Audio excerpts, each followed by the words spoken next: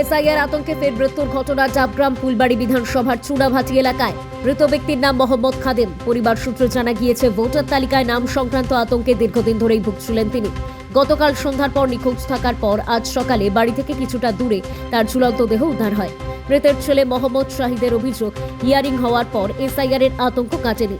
যদিও পরিবার দীর্ঘদিন ধরে ওই এলাকায় বসবাস করছে এবং পরিবারের অন্য সদস্যদের নাম ভোটার তালিকায় রয়েছে। ঘটনার খবর পেয়ে শিলিগুড়ির মেয়র গৌতম দেব পরিবারের সঙ্গে দেখা করে পাশে থাকার আশ্বাস দেন। তিনি জানান, জলপাইগুড়ি জেলায় এসআইআর এর কারণে এ নিয়ে 7 জনের মৃত্যু হয়েছে, যার দায় নির্বাচন কমিশনের। আপনার নাম?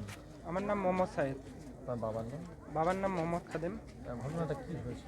ঘটনাটা হয়েছে, বাবা ওই এসআইআর এর আতঙ্কের জন্য ইসে নিতে পারতেছিল না, মানে আতঙ্কে তিনি মনে করে ঘুমাইতে পারতেছে না। এখন কি করবে কি নাই সেটার জন্য এখন কি হবে এসআইআর এর পর ওইটা ভেবেই মনে করে সুসাইড করছে, ফাঁস লাগিয়েছে, গলায় দড়ি দিয়েছে। আপনার বাবার নাম বা পরিবারের নাম ওঠেনি ভোটে?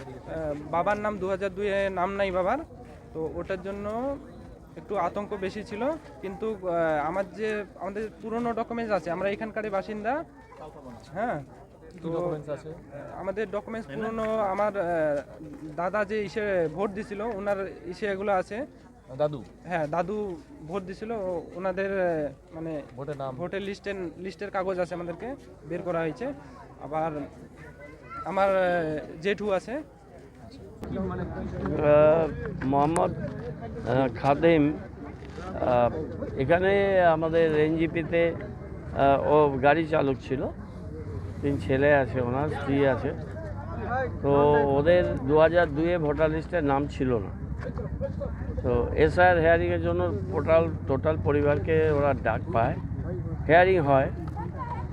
হেয়ারিং হওয়ার পরে মোহাম্মদ খাদেম উনি খুব টেন্সড হয়ে যান, ডিপ্রেশনে চলে যায়। গাড়ি চালানোর কাজও প্রায় বন্ধ করে দিয়েছিল। সারাদিন উদ্ভ্রান্তের মতো থাকতেন উনি। ওনার 92 সালে ড্রাইভিং লাইসেন্স ছিল। সে 92 সালে ড্রাইভিং লাইসেন্স উনি দেখিয়েছেন, আর যা ওদের ডকুমেন্টেশন ছিল সেই ডকুমেন্টেশন দেখিয়েছেন। কিন্তু এই মানসিক চাপ সহ্য করতে পারেনি। কালকে এখানে পাশেই একটা নির্জন জায়গায় গাছে উনি গলায় দড়ি দিয়ে আত্মহত্যা করেছেন। এই নিয়ে জলপাইগুড়ি জেলায় 5টি ঘটনা ঘটল। আমবাড়িতে হয়েছিল, সদরে 2টো হয়েছে ঘটনা, এবং মালবাজারে একটা হয়েছে। এতে এসআইআরে বলি শুধু জলপাইগুড়ি জেলাতে 5 জন। অত্যন্ত দুর্ভাগ্যজনক ঘটনা। এরা একেবারে সাধারণ মধ্যবিত্ত লেভেল থেকেও আরেকটু নিচে। 3টে ছেলে, একটি ছেলে পড়াশোনা করে সূর্য সেন কলেজে, আর একটি ছেলে প্রাইভেট ফার্মে কাজ করে, আর মেজো ছেলে সেও গাড়ি চালানোর সাথে যুক্ত। এইভাবে এসআইআর চাপিয়ে দিয়ে পশ্চিমবঙ্গে প্রায় 71 জন মানুষ তারা মারা গেলে। এই যে ঘটনাগুলো অত্যন্ত দুর্ভাগ্যজনক। ইলেকশন কমিশনকেই এই দায়ভার নিতে হবে, কেননা তারাই এই কাজটা করেছেন।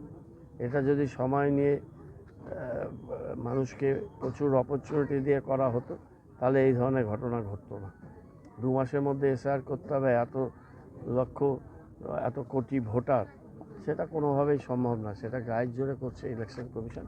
তাতে পশ্চিমবঙ্গের নিরহ মানুষদের মৃত্যু হলো, তাদের কিছু আসা যায় না। আপনারা পাশে আছেন? আমরা 100% পাশে আসবো। এদের সাথে আমরা সবসময় থাকি, পাশে থাকবো। এবং আমি মাননীয় মুখ্যমন্ত্রীকে আগের ঘটনাগুলো জানিয়েছি। এই ঘটনা